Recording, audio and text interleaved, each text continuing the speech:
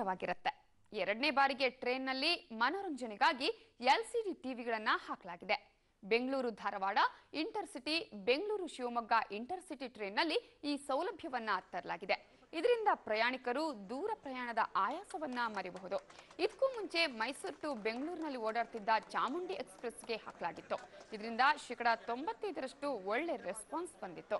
ಇದರಿಂದ ಈಗ ಇತರೆ 2 ಟ್ರೈನ್ಗಳಿಗೂ ಟಿವಿಗಳನ್ನು ಅಳವಡಿಸಲಾಗಿದೆ. ಶತಾಬ್ದಿ ಎಕ್ಸ್‌ಪ್ರೆಸ್ ಮತ್ತೆ ಮೈಸೂರು ಶಿವಮೊಗ್ಗ ಇಂಟರ್ಸಿಟಿ ಟ್ರೈನ್ನಲ್ಲೂ ಮುಂದಿನ ದಿನಗಳಲ್ಲಿ ಟಿವಿಗಳನ್ನು ಹಾಕೋ ಪ್ಲಾನ್ ರೈಲ್ವೆ ಇಲಾಖೆದ್ದು.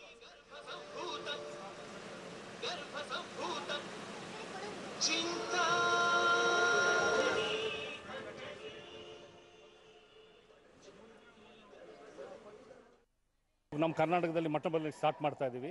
ಇದರಲ್ಲಿ ಮನೇಲಿ ನೀವು ಏನು ನೋಡ್ತೀರಿ ಟಿವಿನಲ್ಲಿ ಪ್ರತಿಯೊಂದೂ ಇಲ್ಲಿ ಬರುತ್ತೆ. ಫ್ರೆಶ್ ನ್ಯೂಸ್ ಆಗ್ಬೋದು, ಮತ್ತು ಇನ್ನು ಯಾವುದಕ್ಕೆ ಸಂಬಂಧಪಟ್ಟಿದ್ದು ಜಾಗ್ರಫಿ ಚಾನಲ್ ಆಗ್ಬೋದು, ಮತ್ತು ಯಾವುದನ್ನ ಇನ್ಫಾರ್ಮೇಷನ್, ಹೋಟೆಲ್ಸು, ಯಾವ ಊರಲ್ಲಿ ಏನು ಸಿಗುತ್ತೆ, ಜ್ಯುವೆಲರೀಸು, ಪ್ರತಿಯೊಂದೂ ನಾವು ಏನೇನು ಬರುತ್ತೆ ಪ್ರತಿಯೊಂದು ಇದರಲ್ಲಿ ನಾವು ಕೊಡಬೇಕು ಅಂತೇಳಿ ಇದು ಮಾಡಿದ್ದೀವಿ. ಇವತ್ತು 4ನೇ ಟ್ರೈನ್ ಇದು.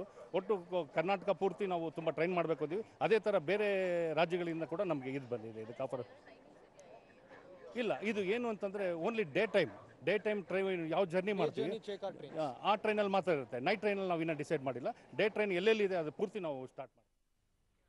ಮೆಟ್ರೋ ಸಿಟಿ ಜನರು ವೀಕೆಂಡ್ ಅನ್ನ ಚೆನ್ನಾಗಿ ಎಂಜಾಯ್ ಮಾಡಬಹುದು. ಈ ವಾರಾಂತ್ಯಕ್ಕೆ 4 ನಗೆ ನಾಟಕಗಳು ಕಾಯ್ತಾ ಇವೆ.